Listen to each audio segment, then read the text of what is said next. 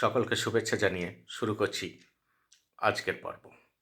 আমি ধারাবাহিকভাবে কয়েকটি পর্বে গণিত ভীতি সম্পর্কে আলোচনা করেছি। আজকে আমার শেষ পর্ব। আমরা দেখেছি একটা শিক্ষার্থী যখন নিচু ক্লাসে পড়ে তখন তার অঙ্কে যে সাফল্যের হার থাকে উঁচু ক্লাসে সেই সাফল্য ক্রমশ কমতে থাকে। এর একটা কারণ হলো গণিত ভীতি, আর এটা নিয়েই আমি ধারাবাহিকভাবে আলোচনা করেছি। তা ছাত্র কেন গণিতে অমনোযোগী হয়ে যাচ্ছে সেটাকে আমাদের খুঁজে বের করতে হবে। আর এই অমনোযোগী হওয়ার ফলে সে ক্রমশ দুর্বল হয়ে পড়ছে। একটা সিলেবাসের ওজন বেড়ে যায়, তার বুদ্ধি বয়স বাড়লেও সেটা অ্যাডজাস্ট করতে পারে না, তার ফলে সে ক্রমশ দুর্বল হয়ে পড়ে। কিন্তু এগুলো গেল একটা দিক। সবচেয়ে গুরুত্বপূর্ণ দিক হচ্ছে সে কারো কাছ থেকে সাপোর্ট পায় না, ফলে সে হীনমন্যতায় ভোগে।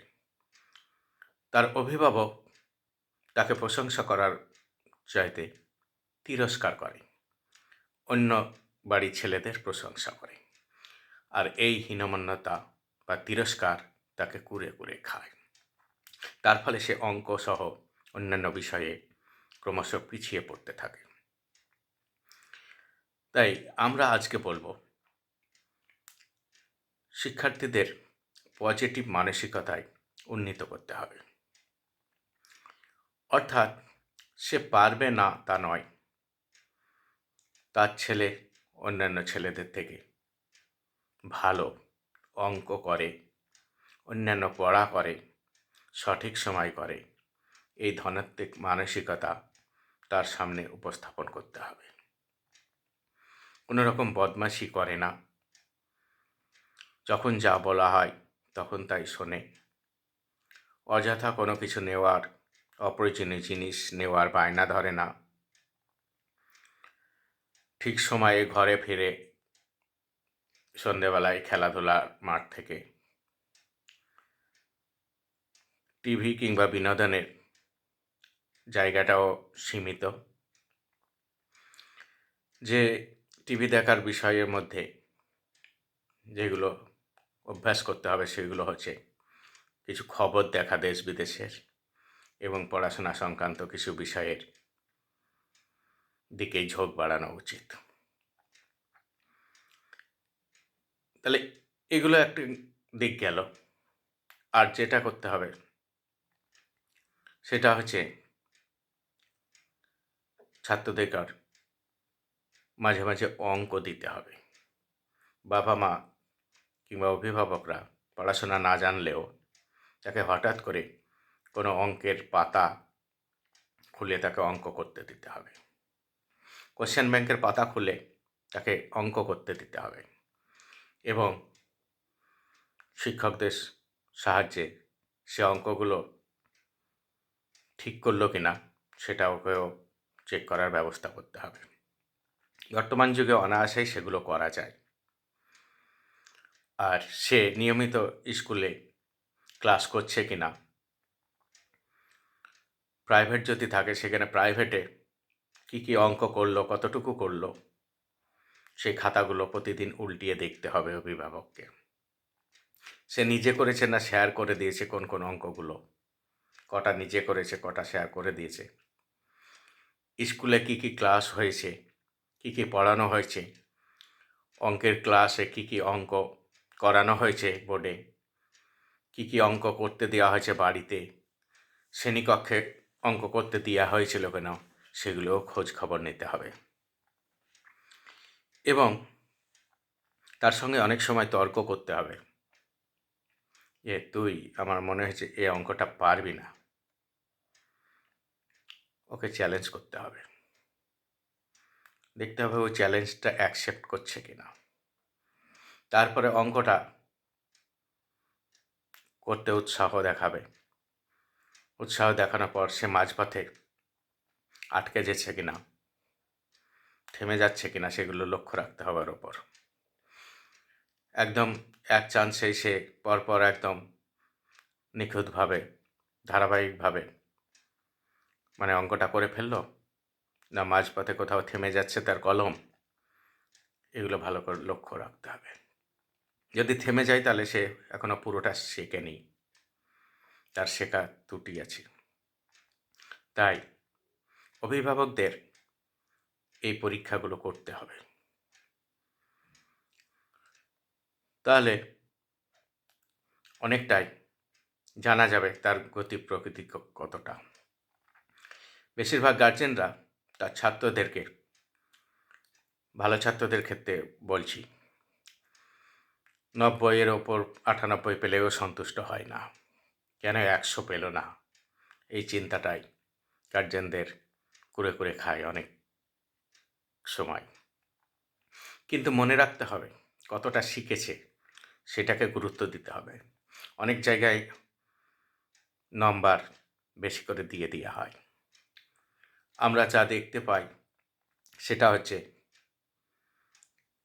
আগে শিক্ষার্থীরা কম নাম্বার পেত, কিন্তু তাদের পড়াশোনার মান অনেক বেশি ছিল।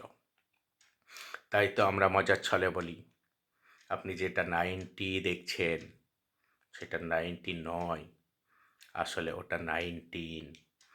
আপনি 50 যেটা দেখছেন সেটা 50 নয়, ওটা 15। আপনি মার্কশিটে 30 যেটা দেখছেন সেটা 13, 70 যেটা দেখছেন সেটা 17। বুঝতে হবে আসলে কোয়ালিটিটা ওই রকমই, সত্যি পড়াশোনার মানটা কমে গেছে, নাম্বারটা বেড়ে গেছে। তাহলে আপনাকে তাকে চ্যালেঞ্জের মুখোমুখি করে শিখিয়ে নিতে হবে একটা চ্যাপ্টারের সব অঙ্ক পাচ্ছে কিনা, সবগুলো করতে পারছে কিনা।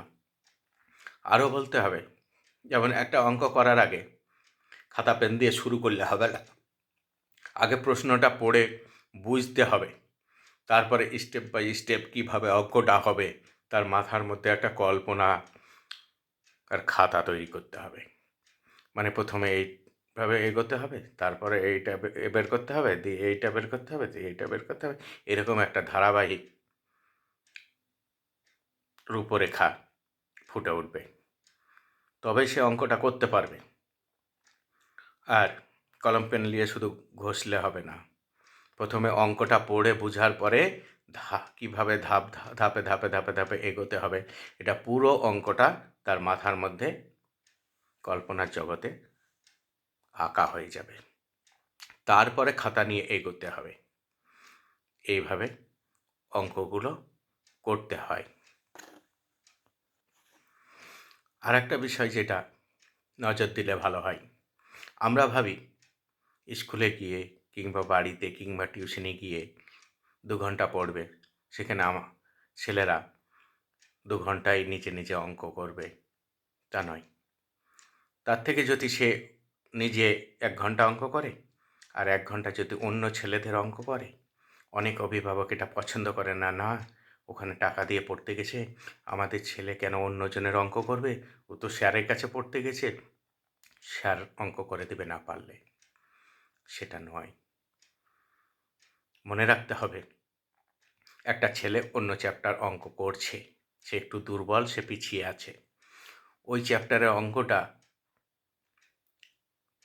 যদি করে দিতে পারে সেই ছেলেটাকে, তাহলে তার একবার প্র্যাকটিস হয়ে গেল। সে যদি সাহায্য না নিয়ে স্যারের কিংবা খাতার অন্য কোনো কিছু সাহায্য না নিয়ে যদি আগের চ্যাপ্টারের অঙ্ক ওই দুর্বল ছেলেটিকে করে দিতে পারে, তাহলে বুঝতে হবে পরীক্ষার খাতাতেও যে কোনো সময় অঙ্কটা করে দিতে পারবে সে। তার ফলে ওই চ্যাপ্টারটা সে ভালোভাবে শিখেছে। আর এইভাবে দুর্বল ছাত্রদের টিউটর হয়ে একই টিউশনির মধ্যে সে নিজেকে অনেক এগিয়ে নিয়ে যেতে পারবে। যদিও এটা অনেক অভিভাবক পছন্দ করেন না, যে সময় নষ্ট করে কেন অন্য ছেলেকে শেখাবে, কিন্তু এটা যে কত উপকার করে, এটা যে কত কাজে লাগে, এটা অনেকেই বুঝতে চায় না। মানে ধারাবাহিকভাবে তার অঙ্কের একটা এক্সাম দিয়ে দেওয়ার মতো হয়ে যাচ্ছে। তাই বললাম, এভাবে দুর্বল ছেলেদের অঙ্ক করে দিয়ে সে নিখুঁতভাবে অঙ্ক শিখতে পারে। তাই এইভাবে ভালো ছেলেরা সবসময়তেই এগিয়ে যেতে পারবে। তাই আমাদের যেটা চেষ্টা করতে হবে, শুধু টিউশনে নয়, স্কুলে যে সমস্ত ছেলেরা অঙ্ক পারে না, তাদের ঘরেও অঙ্ক শেখানোর যদি উদ্যোগ নেয় ভালো ছেলেরা, তাহলে কিন্তু ওই দুর্বল ছেলের যতটা উপকার হবে, তার থেকে বেশি উপকার হবে ভালো ছেলের।